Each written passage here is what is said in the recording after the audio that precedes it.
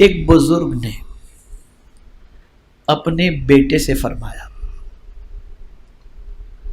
کہ بیٹے دن بھر میں جتنے بھی کام تو کر ڈائری میں نوٹ کر لے، چاہے اچھا کر چاہے برا کر، اور رات کو دن بھر کے سارے کام مجھے پڑھ کر کے سنا دینا۔ بچے نے کہا ٹھیک ہے۔ اب ظاہر سی بات ہے کہ دن بھر کے اچھے کاموں کے ساتھ کچھ نہ کچھ چھوٹے موٹی باتیں بھی ایسی ہو جاتی ہیں جو اللہ والوں کے نزدیک گناہ میں شامل ہوتی ہے، لیکن اسے بھی اس بچے نے نوٹ کر لیا۔ لیکن جب جیسے جیسے مغرب کا وقت آتا گیا، گھبراہٹ شروع ہو گئی کہ میں اپنے باپ کے سامنے اپنے گناہ پڑھ کر کے کیسے سناؤں گا۔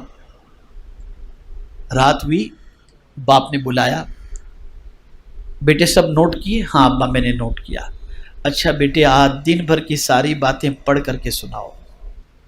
آنکھوں سے آنسو نکلنے شروع ہو گئے۔ ابا میں اس کی ہمت نہیں رکھتا، میرے سے کچھ نیکیاں بھی ہوئی ہیں اور کچھ غلطیاں بھی ہوئی ہیں۔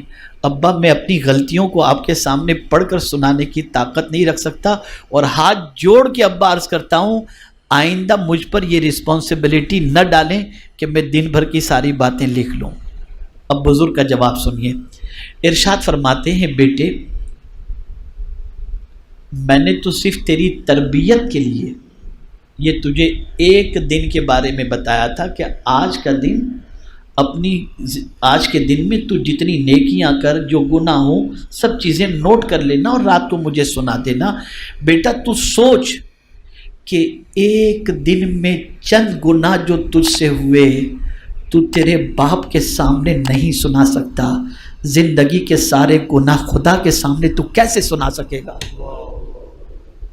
اس لیے کہ قیامت میں پروردگار فرمائے گا اقرا کتابک، اپنا اعمال نامہ پڑھ، تو اپنے رب کے سامنے کیسے سنا پائے گا؟ میں پوچھنا چاہتا ہوں کیا کبھی یہ تصور بھی ہمارے ذہن میں آیا؟ اور اگر کوئی یہ سمجھتا ہو یہ مجھے کام آئے گا وہ مجھے کام آئے گا، کیا کورونا نے آپ کو نہیں بتایا کہ کون کس کے کام آئے گا؟ بھائی اگر کورونا ڈیٹیکٹ ہو گیا تو بھائی پوچھنے جانے کے لیے تیار نہیں کہ کہیں کورونا چپک نہ جائے، میتوں کو دفنانے کے لیے جانے کو تیار نہیں، چہرہ دیکھنے کے لیے تیار نہیں۔ میں سمجھتا ہوں قیامت سے پہلے یہ چھوٹی قیامت آئی اور بتا دیا گیا سنو وہاں کوئی کسی کا نہیں ہوگا، وہ تمہیں سمجھ میں نہیں آ رہا تھا، آج دنیا میں ذرا دیکھ لو کوئی تمہیں کام آ رہا ہے۔ اگر آج بھی ہماری آنکھیں نہیں کھلتی تو میں سمجھتا ہوں کہ تباہی اور بربادی سے دنیا کی کوئی طاقت ہمیں روک نہیں سکتی، کوئی طاقت ہمیں نہیں روک سکتی۔